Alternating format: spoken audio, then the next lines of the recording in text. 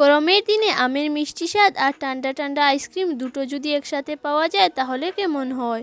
আজকে আমি দেখাবো কিভাবে খুব সহজেই ঘরে থাকা উপকরণ দিয়ে আমের আইসক্রিম বানানো যায়। আর এই আইসক্রিমগুলো বানাতে কোনো রকম ঝামেলাই হবে না, খুব সহজেই বানিয়ে নিতে পারবেন। তাহলে চলুন শুরু করা যাক আজকের আমের আইসক্রিম রেসিপি। আমের আইসক্রিম বানানোর জন্য এখানে আমি দুটো আমকে ছোটো ছোটো করে কেটে নিয়েছি। এখন একটি মিক্সার গ্রাইন্ডারে দিয়ে এটাকে খুব স্মুথ একটি পেস্ট বানিয়ে নেব। পেস্টটাকে ঠিক এরকমভাবে স্মুথ হতে হবে। এরপর এর মধ্যে দিয়ে দেব প্রায় 1 বাটি মতো চিনি। এখানে আইসক্রিমে যতটুকু মিষ্টি রাখতে চান সেই অনুযায়ী চিনিটা ব্যবহার করবেন। এখন এই চিনিটাকে আমের সাথে খুব ভালোভাবে মিশিয়ে নেব যাতে চিনি গলে যায় এবং আমের সাথে মিশে যায়।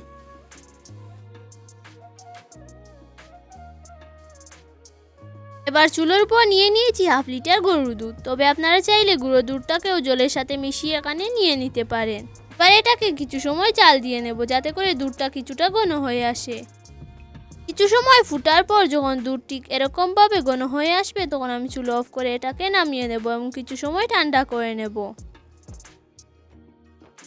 এবার একটি জুস মিক্সার নিয়ে নিয়েছি, তবে আপনারা চাইলে এখানে গ্রাইন্ডারে বাটিও নিতে পারেন। এরপর এর মধ্যে দিয়ে দেব আমের পেস্ট এবং ঠান্ডা করে রাখা দুধ।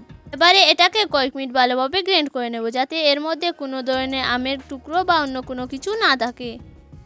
এবার আইসক্রিম বানানোর জন্য এখানে আমি আইসক্রিমের মোল্ড নিয়ে নিয়েছি, তবে আপনারা চাইলে স্টিলের গ্লাস অথবা বাটি যে কোনো পাত্রে এই আইসক্রিমটাকে সেট করে নিতে পারেন। এরপর আইসক্রিমের পেস্টটাকে এর মধ্যে দিয়ে দেব। এই পেস্টটাকে দুবার গ্রাইন্ড করার ফলে এর মধ্যে কোনো দলা বা অন্য কোনো কিছু থাকবে না, এতে করে আইসক্রিমটি খুব সুন্দরভাবে সেট হবে। আইসক্রিমের এই পেস্টটা মোল্ডে দেওয়া হয়ে গেলে আমি উপর থেকে কাঠি লাগিয়ে দিয়ে দিচ্ছি। এখন এটাকে ডিপ ফ্রিজে প্রায় 1 ঘন্টা মতো রেখে দেবো, এতে করে আইসক্রিমগুলো খুব সুন্দরভাবে সেট হয়ে যাবে। 1 ঘন্টা পর দেখুন আমার সব আইসক্রিম খুব ভালোভাবে সেট হয়ে গেছে। এখানে একটি আইসক্রিম আমি আপনাদের খুলেও দেখিয়ে দিলাম। একইভাবে এখানে সব আইসক্রিমগুলোকে আমি একে একে করে আনমোল্ড করে নিয়েছি। এখন উপর থেকে আমি কিছুটা বাদাম কুচি ছড়িয়ে দেবো, এতে করে আইসক্রিমগুলো দেখতে আরও বেশি সুন্দর লাগবে এবং খেতেও অনেক বেশি ভালো লাগবে। আপনারা নিশ্চয়ই দেখতে পেলেন খুব সহজেই আমের আইসক্রিম তৈরি হয়ে যায়। তাই আপনারাও বাড়িতে খুব সহজেই এই পাকা আমের আইসক্রিম বানিয়ে নিতে পারবেন।